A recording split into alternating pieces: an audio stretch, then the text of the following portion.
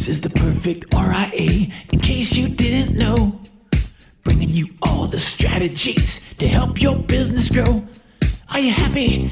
Are you satisfied? Are you hanging on the edge of your seat? Sit back and listen in while you feel the beat, yeah. Another myth bites the dust. Hello, everyone, and welcome to another episode of Follow-Up Friday, where I, Matthew Jarvis, co-founder of The Perfect RIA, walk you through the action items and go just a little bit deeper on the items that Micah and I discussed on Monday's podcast. And, of course, Monday's podcast was about improving your prospect process.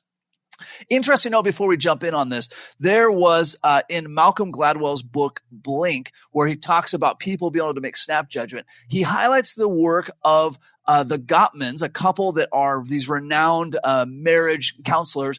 And Mr. Gottman, he became famous for being able to watch just a few second clip of somebody, of a couple interacting with each other, and he could tell with some insane accuracy whether they would be divorced 10 years later or not. I've met the Gottmans in person. They're fascinating individuals. Definitely the book Blink and all of the Gottmans' work is great from a marriage standpoint. But the reason I bring this up is that when Micah and I look at clips of financial advisors doing their prospect meetings, which, by the way, is something that our Invictus members can send in, a video, a Zoom of their prospect meeting, I can, without even seeing the prospect, and really, I just tell you, without even seeing the audio, I could tell you exactly how that prospect meeting is going to turn out. This is not because I have some sort of psychic abilities, but it's because you can easily identify, once you know what to look for, people who are effective communicators and people who need to become effective communicators.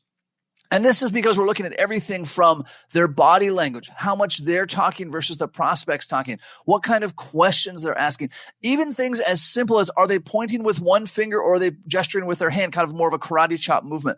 All of these things make the difference between an effective communicator and someone who is ineffective, or taking the next step further, an advisor who is able to convert lots of prospects into clients, or the advisor who spends their days trolling social media, complaining about people that have clients when they don't. And of course, both are infinitely separated from the experts who claim to know what you should be saying in a prospect meeting, but have clearly never sat across from a prospect themselves and have certainly never closed a prospect. So my ranting aside on this, during Monday's episode, which is also a segue into our May 18th power session, where we're going to look at how to double your prospect process, the 5 mistakes advisors make in prospecting, we dove deep on being really aware, hyper aware of what you're saying in the meeting and what the client, or in this case, the prospect, is saying in the meeting.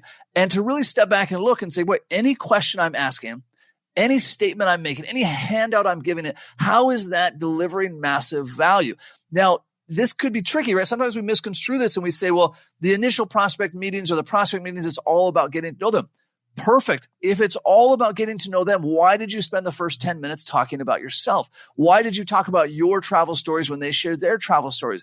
And this is not to say these things aren't valuable, but when a prospect comes to you, it's because they have a question or concern they were unable to answer on their own. It is not, I tell you, dear friends, because they were looking for a new friend or they had nothing to do on a Thursday afternoon and wanted to listen to you wax lyrical about the alpha of your proprietary investment strategies.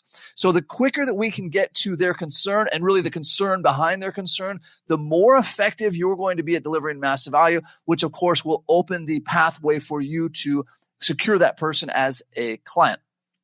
Action items from this prospect podcast. Action item number 1, visit theperfectria.com to join our upcoming power session on the 5 mistakes advisors make in prospecting. Of course, if you are an existing Backstage Pass member or Invictus member, you will be automatically added to that. And we will, as has become popular request, have a interactive Zoom session where we can all share ideas after the main presentation. Action item number 2, keep a tally in your meetings of the number of questions you ask the prospect versus the number of statements that you make. And this can be as easy as just little hash marks in the corner of your paper. Nobody needs to know why you're taking this note, but start becoming aware of how often am I asking them questions, probing questions, really any questions, versus talking about it. An example, when the prospect says, hey, I've decided to claim Social Security at age 62, instead of waxing lyrical about the pros and cons of taking Social Security at 62, probe them instead. That's a great idea. Tell me more about that. What prompted you to want to take Social Security age 62? What's your strategy for managing taxes when you turn on Social Security? What do you think the impact of starting Social Security at 62 will be on your survivor? See, there are a lot of questions I can ask, which then makes this interactive. It makes them engage. It makes them curious versus if I launch into, hey, that's a terrible idea to claim it at 62 because of these things. Now I've lost them. So this little tweak from lecturing to probing to asking questions will make all the difference. Action item number 3, start getting really clear numbers on the effectiveness of your prospecting. I remember early in my career sitting down with some kind of industry expert, and they said, well, Jarvis, how many leads do you have? How many prospects do you have? How many prospects are becoming clients? And I started just spouting off numbers off the top of my head. And then I went back and looked, and I realized my numbers were totally off, sort of like a fishing story. And same thing happens when I talk to advisors. I'll say, great, tell me your fee schedule, tell me your AUM, tell me these things, but then I'll look at the numbers and they don't quite add up. The message here is that you need to get clear and accurate numbers about what's going on. So this means tracking how many people are contacting your office, how many of those people are scheduling first meetings, from first meetings to second meetings, from second meetings to become clients. What's the retention rate of those? You need to know these numbers so that when you start talking to other advisors, myself, Micah, other rockstar advisors, we can quickly identify where the breakdown really is versus where you sort of might anecdotally think it is. So those are your action items. Be sure to go to theperfectra.com to sign up for our power session on May 18th. And until next time, happy planning. Hold on before we go. Something that you need to know. This isn't tax, legal, or investment advice. That isn't our intent. Information designed to change lives. Financial planning can make you thrive. Start today, don't think twice. Be a better husband, father, mother, and wife. The perfect RIA.